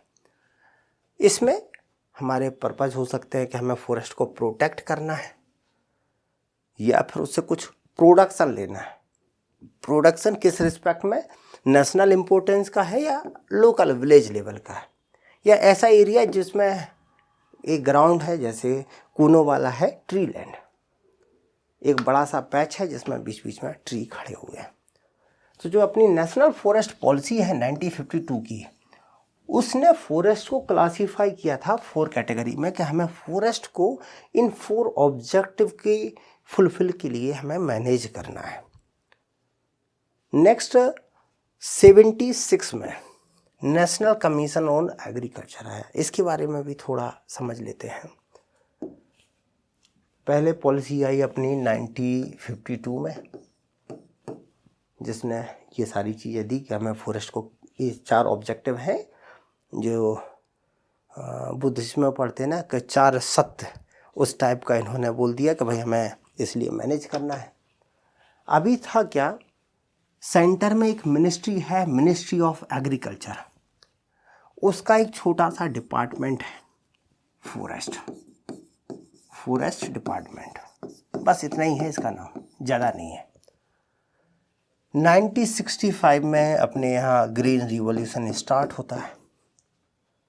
जब ग्रीन रिवॉल्यूशन होता है तो उस टाइम पे बोला जाता है कि आफ्टर 10 ईयर्स हम लोग, ये जो है यहाँ पर हम लोगों ने बहुत सारी मैकेनिज्म करी हैं, सीड एक्ट लेके आए, हाई यील्ड वैरायटी प्रोवाइड करवाना शुरू किया, इरिगेशन के लिए पेस्टिसाइड इंसेक्टिसाइड, बहुत सारे प्रपंच करें कि इनका क्या इम्पैक्ट पड़ा रूरल इकोनॉमी पे, नेशनल इकोनॉमी पे, लाइवलीहुड पे, इकोसिस्टम पे। इन सब की एनालिसिस के लिए आफ्टर 10 ईयर्स हम लोग एक कमेटी का गठन करेंगे। 65 में बना, लेकिन हुआ क्या कि फिर बाद में लड़ाई हो गई अपनी 68-69 के आसपास। 70 में वैसी कंडीशन, इंदिरा गांधी जी उस टाइम पे सत्ता में थी और पावर थोड़ी वीक हो गई। उस टाइम पे वो सत्ता में शायद कम्युनिस्ट जो हैं वो गवर्नमेंट में साथ में आए और तब वो सत्ता में थी, तो पावर में थोड़ी वीक थी, तो उन्होंने उसको एज ए पॉलिटिकल मूव 1970 में ये जो कमीशन था, नेशनल कमीशन ऑन एग्रीकल्चर, इसका गठन कर दिया और बोल दिया कि भाई आप अपनी रिपोर्ट दे दो। तो 17 में कमीशन का गठन किया, 76 में इस कमीशन ने अपनी फाइनल रिपोर्ट दी। 6 ईयर काम किया, लेकिन ऐसा नहीं है कि ये यही है। पहले कमीशन का गठन हुआ, उसने पहले इंटरिम रिपोर्ट्स दी, फिर फाइनल रिपोर्ट्स आई। फाइनल रिपोर्ट्स यहाँ पर आई और ऐसा भी नहीं कि एक साथ आएंगी, कुछ पहले आ गई कुछ बीच में आ गई। तो इस टाइप से हम लोग लास्ट में लेके चलते हैं कि 76 में इसने रिपोर्ट्स दी, लेकिन इंटरिम रिपोर्ट्स बीच बीच में पहले आ चुकी थी। तो कमीशन बना। अब ये कमीशन किसका है? एग्रीकल्चर का। अभी भी फॉरेस्ट जो है वो एग्रीकल्चर का डिपार्टमेंट है, तो कमीशन जब काम करेगा तो सब पे करेगा। तो उसने भी एक काम किया, बोला ये फॉरेस्ट जो हमारा डिपार्टमेंट है, इसके हिसाब से जो फॉरेस्ट है, अभी वो ज़माना है ना जहाँ रोटी कपड़ा मकान का स्ट्रगल है भाई, ज़मीन का जो भी टुकड़ा है इस पर जय जवान जय किसान चल रहा है। तो आप उसमें बोलो प्रोटेक्शन, इन्वायरमेंट बचाएंगे, पॉल्यूशन, ये मुद्दे ही नहीं है अभी। तो वहाँ पर नेशनल कमीशन अपनी रिपोर्ट में फॉरेस्ट के बाय लार्ज 3 पर्पस डिफाइन करता है कि एक तो ऐसे फॉरेस्ट जिन्हें जो हिली रीजन में उन्हें हमें प्रोटेक्ट करने की ज़रूरत है जिससे इकोसिस्टम बचा रहे। दूसरा ऐसा फॉरेस्ट जिसको हमें प्रोडक्शन लेना है, इससे टिम्बर हार्वेस्ट करने हैं, रिसोर्सेज कलेक्ट करने हैं जिससे नेशनल इकोनॉमी को बूस्ट अप मिल सके, तो प्रोडक्शन फॉरेस्ट। और तीसरा ऐसा फॉरेस्ट जो सोसाइटी के लिए छोड़ दिया जाए, सोसाइटी उसको खुद यूज करें, जैसे ट्राइबल कम्युनिटी है वो यूज करें जिससे उनकी इकोनॉमी बूस्ट अप हो पाए। तो इन्होंने फॉरेस्ट को 3 टाइप से क्लासिफाई किया। लेटर जब भोपाल गैस ट्रेजेडी हुई 1984 में, लोड बहुत बढ़ गया, तो क्या है कि जो डिपार्टमेंट है वो वहाँ से होकर के थोड़ा आज़ाद हो गया और 85 में मिनिस्ट्री ऑफ फॉरेस्ट बना। फिर बाद में उसका नाम चेंज किया गया, ministry of environment and forestry, MOEF, जो अभी मोदी जी के आने के बाद उसका फिर अगेन रीनेम किया गया ministry of environment, forest and climate change. तब ये बना। अब यहाँ जब ये बना तब तक बहुत सारी बैकग्राउंड की कंडीशन चेंज हो चुकी थी, ओजोन गैस वाले बवाल थे, क्लाइमेट चेंज के मामले बहुत सारे हो चुके थे। तो इन्होंने क्या किया, यहाँ पर 88 में अगेन एक फॉरेस्ट पॉलिसी आई, हम लोग आगे डिस्कस करेंगे उसे भी। उस पॉलिसी ने सीधा सा बोल दिया कि फॉरेस्ट को हमें मैनेज करने या फॉरेस्ट का मैनेज करने का केवल एक ही ऑब्जेक्टिव है और वो है जंगल को सुरक्षित करना, इन्वायरमेंटल स्टेबिलिटी। हम कोई प्रोडक्शन वगैरह नहीं लेंगे, प्रोडक्शन, विलेज, ट्री लाइन सब खत्म। उस फॉरेस्ट है मतलब केवल प्रोटेक्शन पर्पज के लिए, जान है तो जहान है। तो अब ये क्लासिफिकेशन वर्किंग में नहीं है, बट ये पहले वाले जो है वो है क्लासिफिकेशन बेस्ड ऑन लीगलिटी या स्टैट्यूटरी। इंडियन फॉरेस्ट एक्ट 1927, थोड़ा समझना आसान हो जाए तो मैं उसे बता दूं कि स्टार्टिंग में जब इंडियन फॉरेस्ट एक्ट आए, एक्ट का पर्पज़ था कि जो इंडियन फॉरेस्ट हैं उन्हें कैसे कंट्रोल करें। ब्रिटिश का पर्पज़ था कि वो फॉरेस्ट जो उनके वैल्यूएबल है उसको एक काम करते हैं। ये फॉरेस्ट का बड़ा सा एरिया था, इसमें ये वाला फॉरेस्ट एरिया है, इसमें क्या है, टीक बहुत है, साल है, टीक है। एक काम करते हैं, इसको हम लोग करते हैं, इस पर सीट का क्या कर देते हैं, रिजर्वेशन कर देते हैं, रिजर्व्ड फॉरेस्ट। ये है रिजर्व फॉरेस्ट, मींस इसका यूज जो है वो केवल ब्रिटिश ही एक्सप्लॉइट कर पाएंगे, कोई और नहीं कर सकता। जब इंडियन फॉरेस्ट एक्ट लिखा गया तो उसमें जो सेकंड चैप्टर है वो यही है, रिजर्व फॉरेस्ट। अब इसके अलावा बहुत सारा एरिया बचा, जैसे कोई एक विलेज, एक काम कर सकते हैं कि विलेज है उसके आसपास का जो एरिया है तुम यूज़ कर लो, हमें कोई लेना देना नहीं है, क्योंकि वो ऑब्वियसली विलेज आज का तो होगा नहीं, पुराना होगा, उन्होंने बहुत सारा वैल्यूएबल ख़त्म कर दिया होगा, तो वो ज़्यादा यूजफुल नहीं है। तो एक चैप्टर आता है इंडियन फॉरेस्ट एक्ट में, chapter 3 village forest, chapter 2, chapter 3। Next है ये बीच का रिमेनिंग फॉरेस्ट एरिया। ये फॉरेस्ट एरिया ऐसा है कि नहीं लगा कि देखो अगर हम छोड़ देंगे तो उसका यूज़ तो ये भी कर रहा है, हम लोग भी कर रहे हैं, लेकिन उसमें अगर ऐसे ही कर दिया तो वो बचेगा नहीं, उसे कुछ माइनर लेवल का प्रोटेक्शन की ज़रूरत है। तो इन्होंने 3rd जो है चैप्टर 4, ये बनाया यहाँ प्रोटेक्टेड फॉरेस्ट, रिजर्व, प्रोटेक्टेड और विलेज फॉरेस्ट, ये याद रहेगा आराम से। तो इंडियन फॉरेस्ट एक्ट में इस टाइप से 4 कैटेगरीज है। रिजर्व फॉरेस्ट मीन्स वो फॉरेस्ट जो अंडर चैप्टर 2 इन्हें कंप्लीट प्रोटेक्शन दिया गया है, इसमें कोई कुछ एक्सप्लॉइट नहीं कर सकता एक्सेप्ट गवर्नमेंट जो करना चाहे। अब उसे हम लोग उस एंगल से देखते हैं। इससे पहले जब ब्रिटिश कॉलोनियल पावर्स थी तो उस टाइम पे इसका सेंस यही रहता था कि रिजर्व्ड है मीन्स इससे जो भी एक्सप्लॉइटेशन है वो केवल ब्रिटिश पावर ही करेंगी, कोई और नहीं कर सकता, राजा महाराजा भी नहीं कर सकते भले ही ये उनके राज्य में से हो। दूसरा है विलेज चैप्टर 3, चैप्टर 2, चैप्टर 3 और chapter 4, reserve forest, village forest और प्रोटेक्टेड फॉरेस्ट। इसके अलावा अगर कोई ऐसा फॉरेस्ट का पैच बच गया जो हम लोग इसे क्लासीफाई नहीं कर पाए इस 3 कैटेगरीज में, तो वो है अनक्लासिस फॉरेस्ट या अनक्लासिफाइड फॉरेस्ट। इस टाइप से 4 कैटेगरीज है। चैप्टर्स याद रखिए जिससे जब आप उसकी लिखें तो वहाँ आसान हो जाए, और इन्हें मिलेगा limited degree of protection. 4 type के हैं फॉरेस्ट। अटल जी आए कब? 2002 में आए, तो पहले 98 में आ गए। इंडियन फॉरेस्ट और वाइल्ड लाइफ के रिस्पेक्ट में अगर बोले तो सबसे जो ज़्यादा मेजर काम किया वो किया इंदिरा गांधी जी ने। इसके बाद सेकंड लेवल पे जो सबसे हाईएस्ट काम किया वो है अटल जी का टाइम। उस टाइम पे इन्होंने 2 न्यू कैटेगरी क्रिएट की, कंजर्वेशन रिजर्व और कम्युनिटी रिजर्व। किया क्या गया, बहुत सारे ऐसे फॉरेस्ट के एरिया थे, जैसे एक ये एरिया है जो प्रोटेक्टेड फॉरेस्ट है,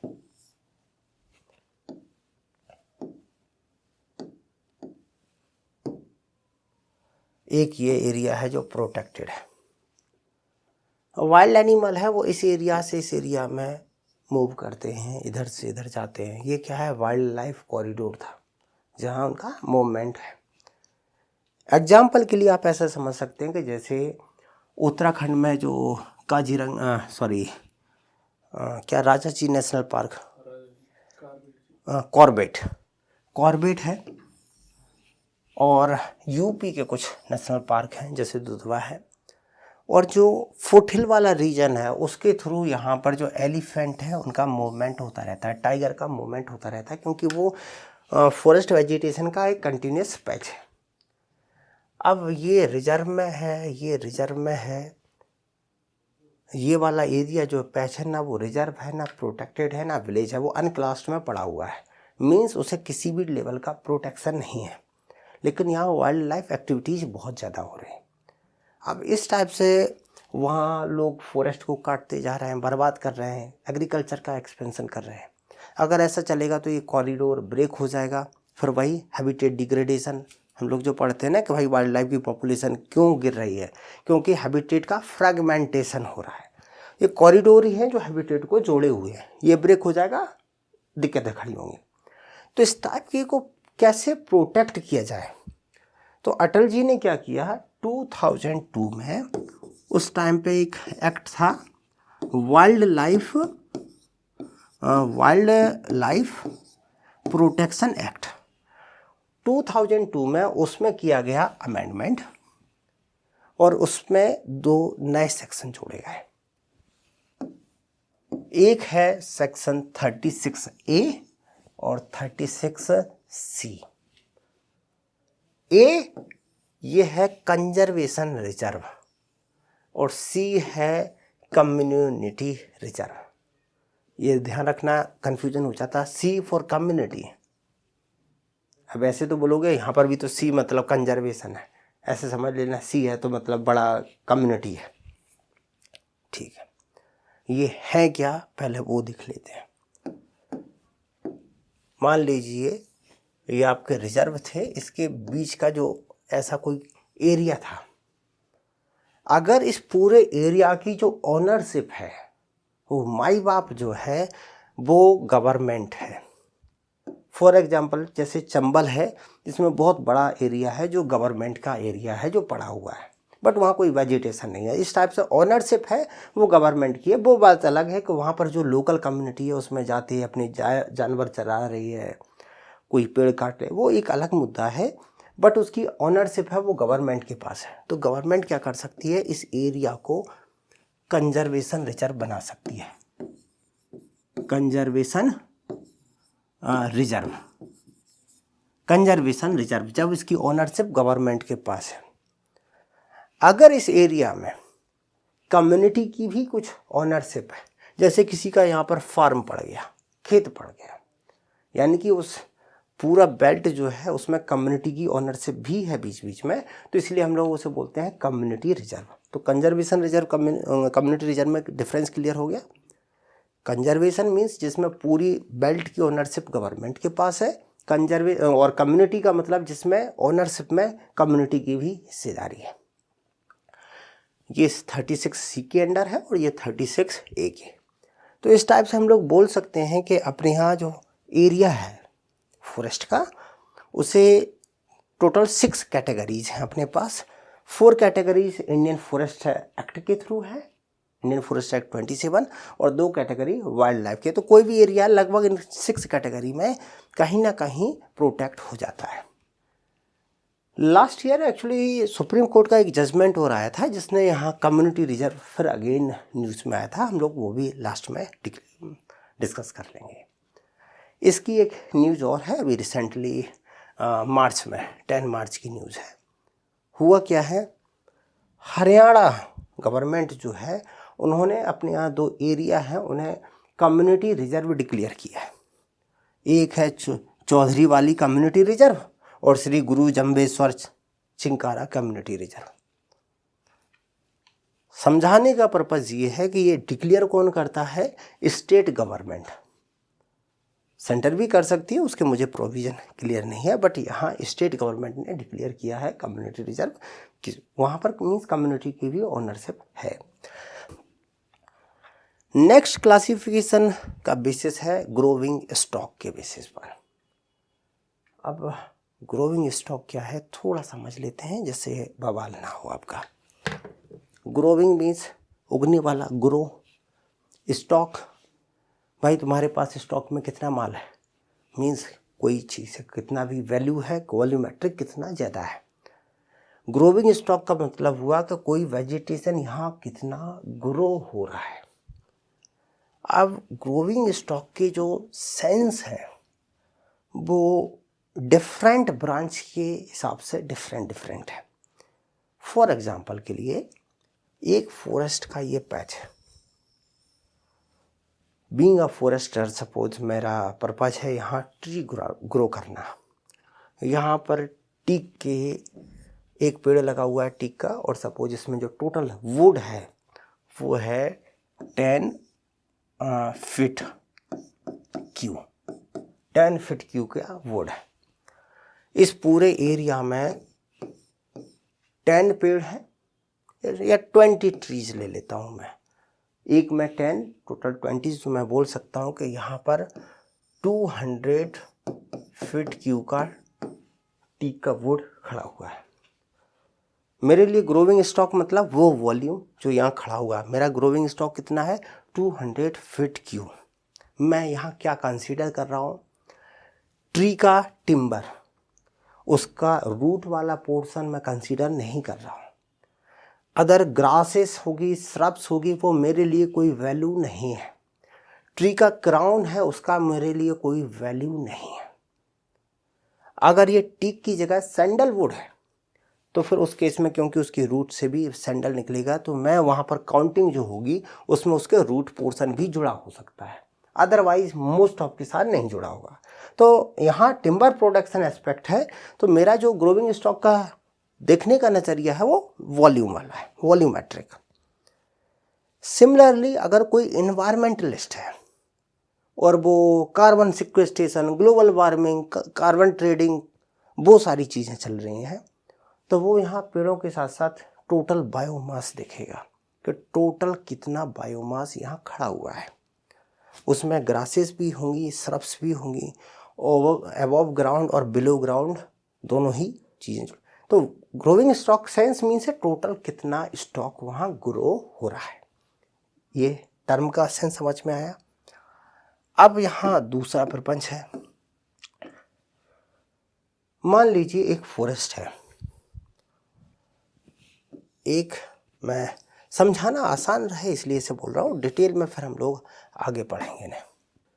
मान लीजिए अपने पास एक 1 हेक्टर का एरिया है। 1 hectare means 100 metre by 100 metre. एक ट्री जो है मैं लगा रहा हूँ 10 मीटर की डिस्टेंस है। यहाँ से लगाया, फिर 10 मीटर, फिर यहाँ 10 मीटर, यहाँ 10 मीटर, यहाँ इस टाइप से मैंने यहाँ 10 ट्रीज लगा दिए। 10 ऐसे लगेंगे। मेरे टोटल ट्री कितने लगे? 10 बाई 10 मीन्स इस पूरे एरिया में कितने लगेंगे? 100 ट्रीज। इसमें कोई दिक्कत नहीं। मान लीजिए मैंने ये ट्री लगाए थे 2020 में, आज है 25।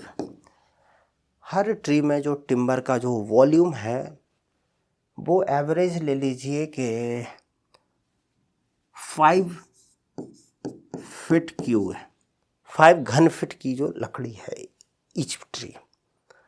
100 ट्री है तो कितना हुआ ये अपने पास? इस पूरे में टिम्बर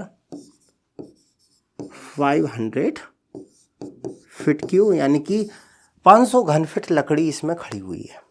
मैंने जब 20 में लगाए थे, जितने स्पॉट पे ट्री लगाए थे सभी के सभी वहाँ लगे हैं, किसी की भी डेथ नहीं हुई है, सभी ने इक्वली ग्रोथ किया है और हर ट्री का जो वॉल्यूम है वो 5 फीट क्यूब है।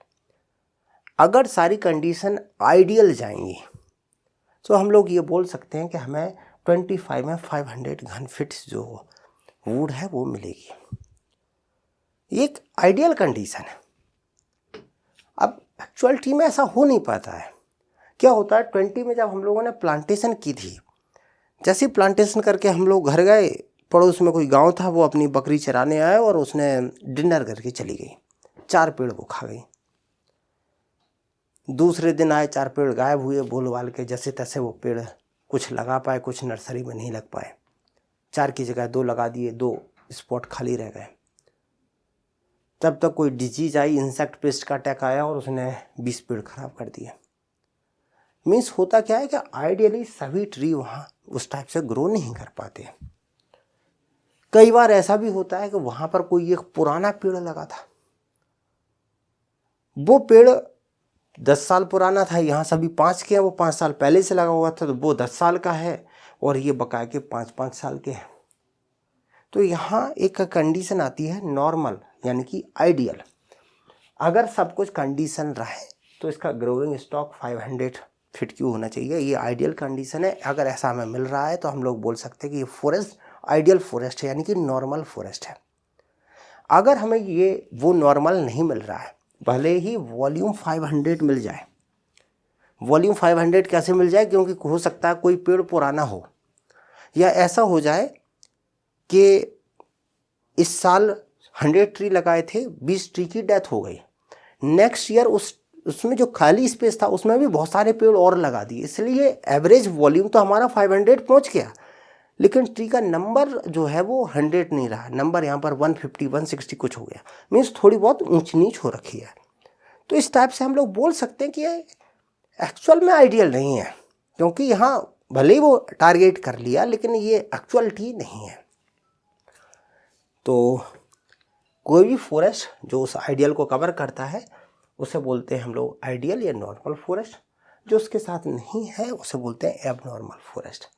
मैं यहाँ इसकी एक्चुअल सेंस में अभी नहीं गया हूँ, लगा कि मैं एक्चुअलिटी में समझाऊंगा, थोड़ा कॉम्प्लेक्स हो जाएगा। अभी धीरे धीरे जब फॉरेस्ट मैनेजमेंट पढ़ेंगे वहाँ पर ये जो आपके आइडियलिटी की नॉर्म्स है, जैसे normal series of age class, normal growing stock, normal age class distribution, इन्हें बोलते हैं ट्रिनिटी ऑफ नॉर्म्स। ये अचीव करना होता है। अगर ये फुलफिल हो रहा है तो हम लोग बोलते हैं कि वो आइडियल या नॉर्मल फॉरेस्ट है। हाल फिलहाल में इतना समझ लो जिससे अपना काम चल जाए। नेक्स्ट है क्लाइमेटिक और इकोलॉजिकल बेसिस पर। ये क्लासिफिकेशन दिया चैंपियन एंड सेथ ने। थोड़ा हिस्ट्री समझा देता हूँ, वैसे उसका कोई खास सेंस नहीं है। इनकी स्टोरी 1935 के आसपास शुरू होती है। उससे पहले बहुत सारे लोगों ने फॉरेस्ट के डिफरेंट टाइप के क्लासिफिकेशन दिए, लेकिन उतनी किसी में जान नहीं लगी। जो ज़्यादा अच्छा दे दे फिर उसके पे शिफ्ट हो जाते हैं। इन लोगों ने 35 के आसपास 48 के आसपास दोनों लोगों ने अलग अलग काम किया। चैंपियन ब्रिटिश थे, वो अपना काम कर रहे थे। सेठ जो हैं, सेठ जी अपने यहाँ के थे, ये अपना काम कर रहे हैं। बाद में क्या होता है कि आप भी रिसर्च पेपर पब्लिश करते हैं, मैं भी करता हूँ। मेरा आपने पढ़ा, आपने मेरा कहा यार हम तो दोनों एक साथ सोचते हैं। तो फिर मैंने तुम्हें इधर से प्रेम पत्र लिखा, तुमने उधर लेटर लिखा, हम दोनों की पहचान हुई, मुलाकात हुई कहीं फॉरेस्ट में, और फिर हम लोगों ने कहा चलो ठीक है हम लोग एक साथ पब्लिश करते हैं। तो इन्होंने फिर 63 के आसपास एक जॉइंट लिखा। 65 में आकर के फिर इन्हें एक बुक पब्लिश की, जो एक पूरा डिटेल क्लासिफिकेशन था इनका। अब 65 में जब बुक पब्लिश कर दी तो वो पूरे देश में जाएगी, तो फिर क्या होगा, कर्नाटका में उडुपी में कोई कुन्ने में बैठा है, वो बोल रहा है ये क्लासिफिकेशन में तो हमारे फॉरेस्ट को क्लासीफाई नहीं किया गया, हमारा फिट ही नहीं बैठ रहा है। वो लेटर लिख देगा, माई बाप इसमें हमारा वाला कहाँ है। तो इस टाइप से क्या है, उस पर आर्ग्यूमेंट, काउंटर आर्ग्यूमेंट बहुत सारे हुए। तो 1968 में इन्होंने अगेन बुक अपनी पब्लिश्ड की और उसका नाम दिया गया revised classification of Indian forest. Revised term इन्हें यूज किया, और 68 में जो दिया ब्रॉडली अभी तक हम लोग वही मानते हुए चल रहे हैं। उसके कुछ और भी नए क्लासिफिकेशन आए हैं जो हम लोग आगे एक टॉपिक आएगा आपका फॉरेस्ट टाइप्स इन इंडिया, वहाँ डिटेल में पढ़ेंगे, अभी अपने लिए पर्पस नहीं है। इन्होंने किया क्या, इन्होंने बोला कि देश में जो टोटल फॉरेस्ट है, एक काम करते हैं, उन्हें हम लोग 16 टाइप से क्लासिफाई करते हैं। हम लोग उन्हें 16 टाइप्स या 16 ग्रुप में डिवाइड करते हैं। टोटल टाइप के फॉरेस्ट को 16 टाइप में, फिर वो टाइप के कुछ सब टाइप्स होंगे, ऐसे 221 सब टाइप्स हैं, उतने में नहीं जाना है हमें, लेकिन ये 16 टाइप के टाइप्स हैं। अब 16 में भी दिक्कतें हैं कि कुछ टाइप्स ऐसे हैं जो ट्रॉपिकल के हैं, कुछ सब ट्रॉपिकल के, कुछ टेम्परेट के, कुछ एल्पाइन के। तो इन्होंने क्या किया, एक काम करते हैं, 5 मेजर ग्रुप्स बनाते हैं और 16 टाइप्स, और उन्हें इन मेजर ग्रुप्स के अंदर फिल कर देंगे। इस टाइप से first major group, 5 major group और 16 टाइप्स। फर्स्ट मेजर ग्रुप है अपना ट्रॉपिकल फॉरेस्ट। इसके अंदर 7 टाइप के फॉरेस्ट, बिल्कुल सिमिलर वे में जैसे मॉइस्चर है वो डिक्रीज होती जा रही है। अपनी कंट्री के वो एरिया जैसे कि वेस्टर्न घाट है, हम लोग क्या पढ़ते हैं, देश में सबसे ज़्यादा वर्षा मोचीनराम में होती है। मीन्स ऐसे एरिया जो अंडमान निकोबार में है, वेस्टर्न घाट में है, नॉर्थ ईस्ट में है, मेघालय में है, जहाँ बहुत ज़्यादा रेनफॉल है। ऐसे केस में वहाँ की वेजिटेशन कैसी होगी कि बिल्कुल high density, means vegetation high density है, मॉइस्चर बहुत ज़्यादा है, तो हम लोग बोल सकते हैं कि यहाँ की वेजिटेशन वेट एवरग्रीन। एवरग्रीन तो होने वाली है, लेकिन वहाँ वेट है, एयर में बहुत ज़्यादा मॉइस्चर है। तो ट्रॉपिकल वेट एवरग्रीन फॉरेस्ट सबसे ज़्यादा, वही मॉइस्चर ज़्यादा है तो इन्हें सबसे पहले रखा। फिर उनके आसपास एकदम तो नहीं है कि यहाँ पर बहुत ज़्यादा वेट है फिर यहाँ पर बिल्कुल जीरो फाइटिक हो जाए, मॉइस्चर ख़त्म, धीरे धीरे डिक्रीज होगी। तो एक कंडीशन ऐसी आ जाएगी जहाँ पर उतनी वेटनेस नहीं है, वेजिटेशन स्टिल एवरग्रीन बट वहाँ पर क्या है, उतना वेट नहीं है, तो यहाँ बोल देते हैं हम लोग सेमी एवरग्रीन। यहाँ वो वेजिटेशन है जो जनरली एवरग्रीन है, लेकिन कुछ टाइम के लिए 15 डेज 20 डेज 1 मंथ के लिए कम से कम एटलीस्ट लीफ शेडिंग करती है। यहाँ की वेजिटेशन जो है कैडुकस टाइप की है, जो एक शॉर्ट टाइम के लिए लीफ शेडिंग करती है। थर्ड आएगी, अब एवरग्रीन है, फिर आएगी डेसिडुअस। अब डेसिडुअस में कैसा है, यहाँ डेसिडुअस तो है लेकिन मॉइस्चर है, मॉइस्चर हम लोग ग्रेजुअली डिक्रीज होती जा रही है। तो मॉइस्ट डेसिडुअस। नेक्स्ट आएगा ड्राई डेसिडुअस। तो वेट एवरग्रीन, सेमी एवरग्रीन। अब यहाँ पर आप ट्रॉपिकल और पीछे फॉरेस्ट लिख ही लोगे। Wet evergreen, semi evergreen, moist deciduous, dry deciduous. इतना 4 हो गए। 6 में है थॉर्न, कटीले, राजस्थान वाले हैं। और नीचे सबसे आता है ड्राई एवरग्रीन। यहाँ ड्राई एवरग्रीन यहाँ मिलेगा, ड्राई एवरग्रीन यहाँ मिलेगा, और यहाँ पर भी ड्राई इधर मिलेगा एवरग्रीन। ड्राई सबसे नीचे, यहाँ वेट था, यहाँ ड्राई कंडीशन है, तो 7th पे ड्राई एवरग्रीन आएगा। इसमें कोई दिक्कत है? ठीक है। 4th नंबर पे इन्होंने लिटोरल एंड स्वैम्प फॉरेस्ट, जो कोस्टल एरिया के फॉरेस्ट है, नदी के किनारे ग्रो करने वाले फॉरेस्ट है, जो क्योंकि वहाँ की लोकल मॉइस्चर की अवेलेबिलिटी की वजह से उन पर क्लाइमेट का कोई खास असर नहीं है, इसलिए उन्हें 4th में रखा है, अलग ही रख दिया उन्हें। तो 7 याद रहेंगे, याद हो जाएंगे? ठीक है। सेकेंड है सब ट्रॉपिकल फॉरेस्ट। अब यहाँ पर ये माउंटेन के क्या है कि मन लगा रहता है, तो इन्हें माउंटेन टर्म और जोड़ दिया। इसमें भी वही होगी। यहाँ पर माउंटेन में ब्रॉड लीफ, यहाँ पर पाइन 9 और dry evergreen. Broad evergreen, pine और ड्राई एवरग्रीन। ड्राई एवरग्रीन इसमें भी था, ड्राई एवरग्रीन यहाँ पर भी है। सब ट्रॉपिकल ड्राई एवरग्रीन फॉरेस्ट। 3 इसमें आ गए। थर्ड है टेम्परेट माउंटेन, वही है, वेट, मॉइस्ट, ड्राई, खत्म का। सब एल्पाइन एक ही ग्रुप है इसमें, और इसमें भी 2 हैं। एल्पाइन में मॉइस्ट और ड्राई, वेट का कंडीशन ही नहीं हुआ। इस टाइप से इन्होंने अपने जो इंडियन फॉरेस्ट है उन्हें 16 टाइप्स से डिवाइड किया। ये क्लियर हो गया आपका? बस एक पॉइंट देख लेते हैं, वन और फॉरेस्ट, वन और जंगल के बीच का डिफरेंस क्या है, ये बता चुके हैं आपको। कई बार न्यूज़ में ऐसा लिख के आता है ना, जंगली अमले ने यहाँ पर किया, तो वो जंगली नहीं, वन अमला होता है। वन विभाग है, जंगल विभाग नहीं है। तो वन मीन्स जो मैनेज्ड है बाय ह्यूमन बीइंग, और जो आउट ऑफ कंट्रोल है वो है जंगल book.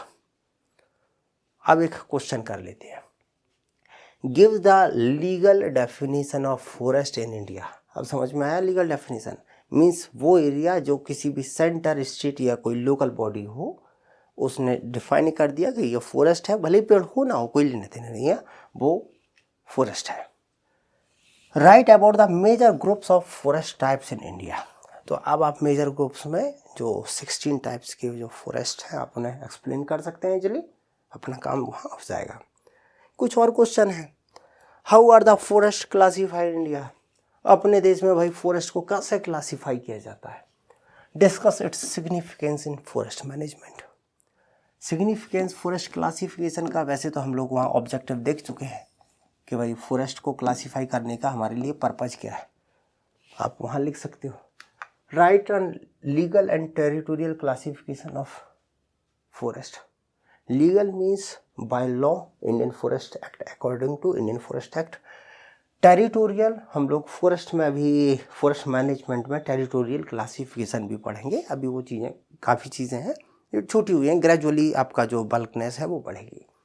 Discuss the classification of forest based on climate. Climate means according to Champion and Seth.